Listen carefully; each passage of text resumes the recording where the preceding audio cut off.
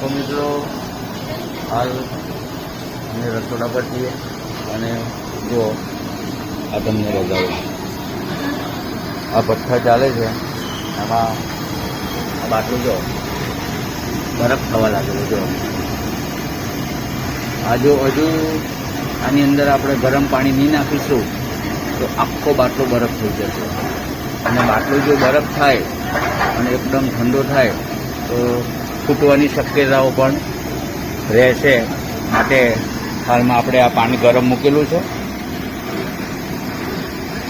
આ જો આ બાજુ પાણી ગરમ થાય છે. જો આખો બાટલો બરફ થવા લાગેલો છે, અડધો થઈ ગયેલો છે. અને હજુ જો આપણે ચાલુ રાખીશું તો હજુ બી આખો બાટલો બરફ થઈ જશે. અને ગરમ પાણીમાં મૂકીશું, ગરમ પાણીને વરાળ લાગશે તો જ આ બરફ ઓગળશે.